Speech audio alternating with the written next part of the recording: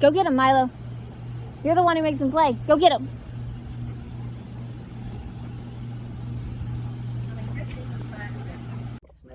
I know. Here, try to video, because I don't know what he's going to do. Well, hey. You want him here. Hey, sit down. Sit. No. Hey, they're in this hand. Sit. Milo, sit. Sit. Good boy. Lay down. Good boy. Good boy. All right, you got to be gentle, okay? Be gentle.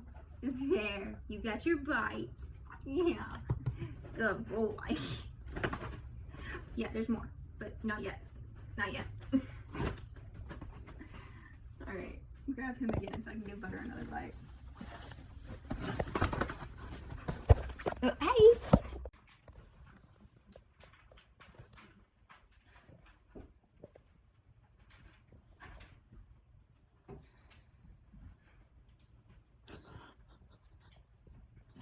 Butter, do you want to play?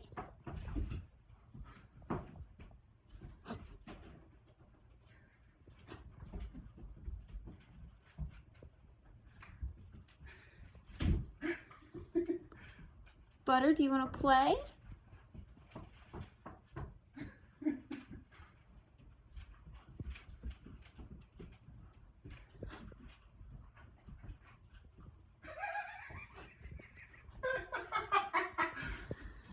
Back him up for a minute, babe.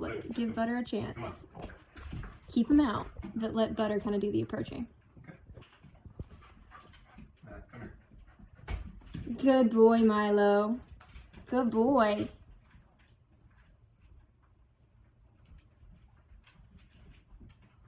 Keep him pretty tight, babe, just in case something happens. Oh, I think Butter, he started his play bounce.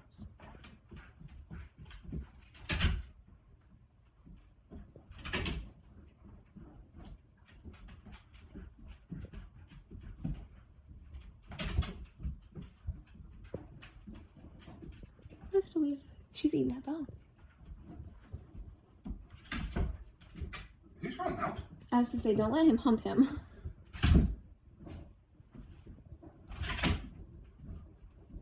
Milo. No humping. I can't tell if the ears are anything significant, but Butter looks like he's... No humping. That almost looked like it was about to turn into a hump.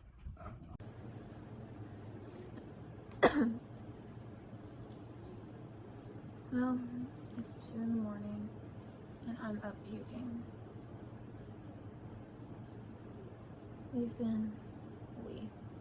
I have been puking a lot more lately. Just progressively, just puking more and more. And I've been really constipated lately. So I don't know if it's constipation or if it's because of the meds, but I'm just really tired of puking because it really, really sucks. You should turn it off. No, I meant this.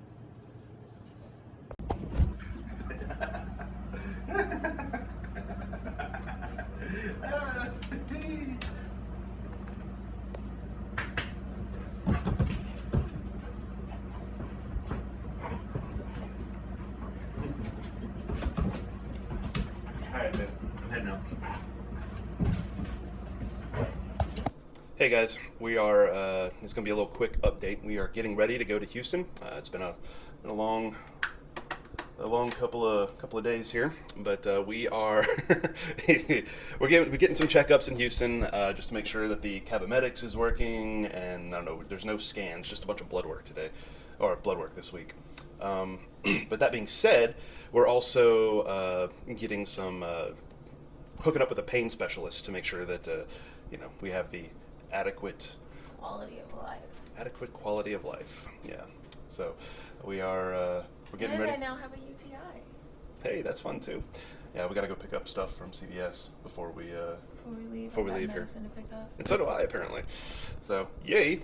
That being said, we're yeah, like we're just getting ready and we're just about to walk out the door. It's morning, probably the earliest we've ever left, because I have been under quite a bit of stress and quite a bit of exhaustion lately. So if we have a 3 a.m. entry time like we've consistently had the last few times, I would probably not get us there in one piece. So we're trying to leave a bit earlier so we can kind of head that off and get there in time, get there in one piece, and just Can't even see my head anymore. I'm get there.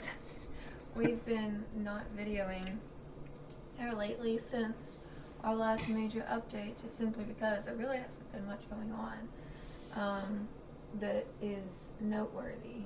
I mean, we have had quite a bit of pain. I've been still dealing with my wisdom teeth needing to come out, and so that is happening on the 22nd.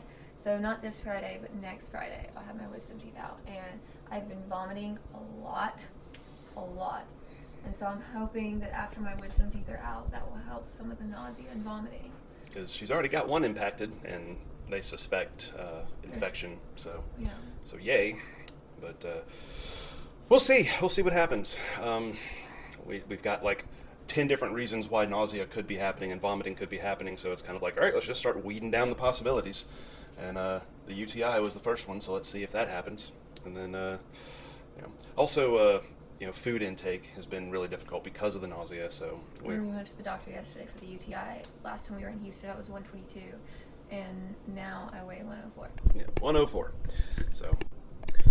So we are just trying to make the day and get there in one piece and figure out what's going on, and got a lot of stuff going on, but really there's not been a lot happening. It's just emotional stress, really. Yeah, I'll go there. Emotional stress.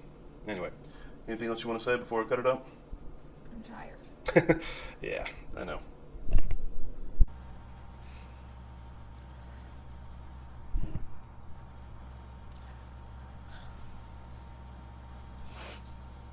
I just woke up. It is 2:20. We got into Houston yesterday, and I was actually able to ride the entire 7.5, 8 hours without waking up. Darren had to tell me of the times that he tried to speak to me because I was that out of it, which has never happened before. Usually I wake up and have to go to the bathroom, or I have to have problems, and so it was really nice to literally fall asleep and then be at the hotel. So that was good. But even having slept the entire time, I'm still really tired and exhausted. It took a lot out of my body, especially since my body's probably fighting the UTI, so it's got the infection going on, and just cancer in general. And I think I'm slowly starting to realize that I am probably hitting one of my lows in depression. I go back and forth a lot, and it really affects me, but I usually don't notice that it's affecting me until it's pretty set in, and so there's not really a way for me to stop it before it happens until I just look back and I realize, oh crap, I think I'm actually full on depressed right now. And then you have to try to crawl your way out of it, which is really difficult. And so I'm not sure if this is spurred on by the depression or if it's just, I don't know what it is. But I'm coming to you crying, about to cry, whatever you want to say. We had a mini session done with one of my friends that I met through the photography industry. I actually interned with her at the very beginning of my career. So she means a lot to me, and she is a very strong Christian, very encouraging in not only my walk with Christ, but just my journey through cancer as well. And so she's always been very honest and tried to be open. She did these photos for us, and it was a gift to us. And as she was editing through them, she noticed that my hair was thinning on the sides. You can still see it here. It's worse in the photos because I had it all pulled up and pinned back. It goes back further, but a lot of the photos are from the side view, and so there's balding spots here and then all the way back into this section, and the same thing on the other side. I just saw a couple of photos, and she honestly asked me, she's like, I don't know what you're doing with these photos. Are you wanting them to truly 100% represent what you're going through during this time and you want to leave it as is? Or would you feel more comfortable if I brushed in some of the hair to make it look a little bit more full? And she never does anything that looks fake, and so even with the brushed in look, you could still tell that it was thinning. It just wasn't so bald looking. And I thought about it for a really long time, because she asked me this yesterday. I thought about it for a really long time. And, well, no, she asked me this Monday. Yesterday was Tuesday. I lost a day sleeping. Anyways, I thought about it for a really long time. And I started to type out that I didn't want to be fake on social media. And so I wanted to have the photos as they were so that I could post them on social media. But I was wondering if, when I decided to print the photos, if she would be willing to edit those photos that I'm going to print, that are going to be on my wall and in my albums. If she could edit those photos so I wouldn't have to have the constant reminder of the hair loss and what I'm going through. Because if the doctors have told us that there's no cure for this, and according to them, this is something that we're just going to have to live with, then the hair loss isn't something that I'm just going to eventually get over.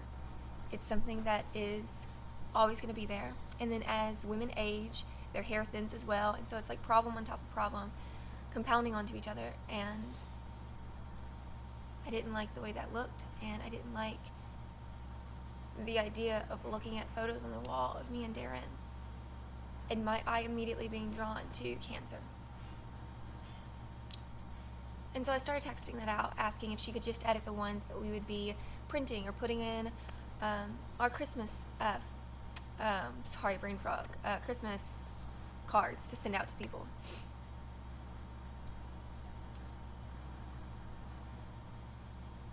But I just didn't know how to word it. And so I ended up asking Darren. And Big mistake. it was Darren's beside me and not in the video. He ultimately said it was a big mistake that I asked him. Because at first he said, do what makes you comfortable, do what makes you feel good, and just have her edit. If she's offering for you to edit the photos, do it. Or for her to edit the photos, do it. And you would think that I would be happy with that answer, because I get to look better and I get to look more like the way I want me to look. But it didn't feel right to me. And so I ended up asking, all right, but what if I was one of my boudoir clients? Because I preach over and over again with my boudoir clients that you are beautiful just the way you are, and that your body, even the things you don't like, your body tells the story of where you have been and how strong you are and what you've gone through and where you're going. And that body is yours, and God's given you that body. And no matter what kind of scars and scrapes and marks or changes it gets along the way, it is you and it is your story. And so women need to learn how to embrace that and accept that as them, and not be so focused on what the world views as pretty and what the world views as put together, which is hard to do when there's commercial after commercial pounding into our head that wrinkles are a bad thing because here's the serum to have no wrinkles, and that dark spots are a bad thing because here's how you get rid of them. And so I asked, what if it was one of my boudoir clients? Because if one of my boudoir clients came to me and said, I don't like the way my hair is thinning right here, I would tell her it's still going to be like that in 2 weeks.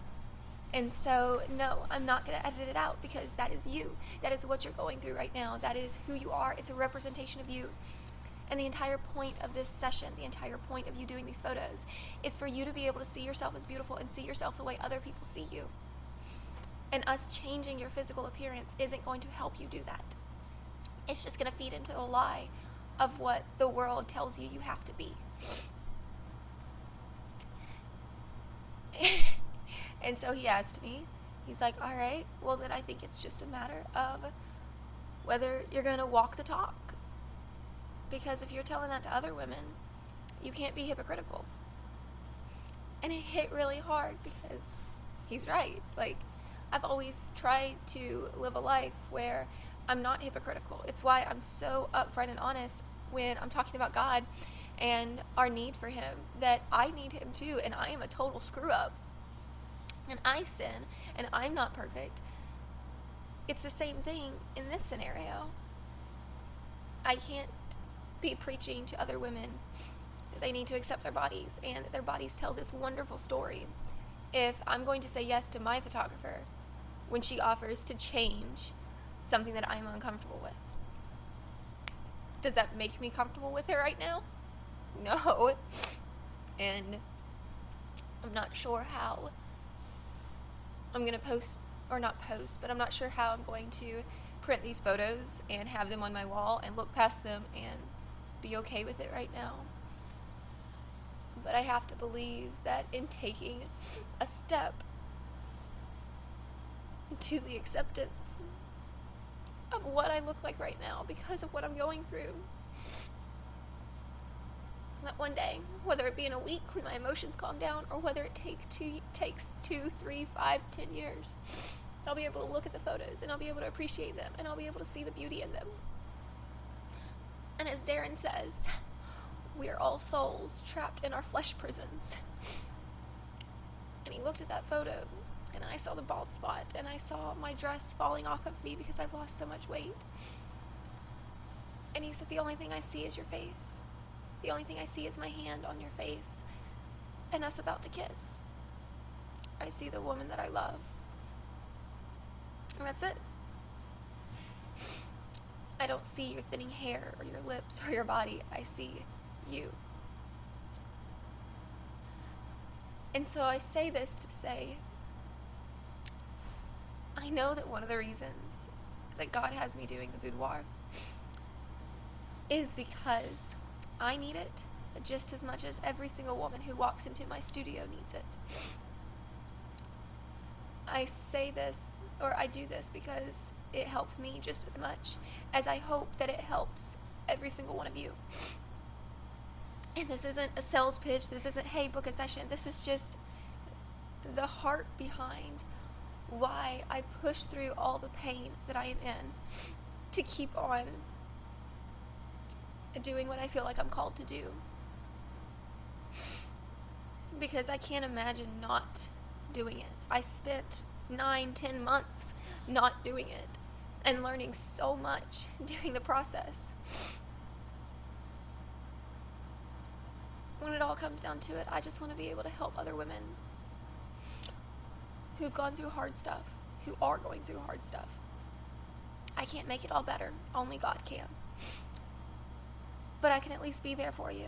Like I know I need people to be there for me. And I can at least support you in the journey.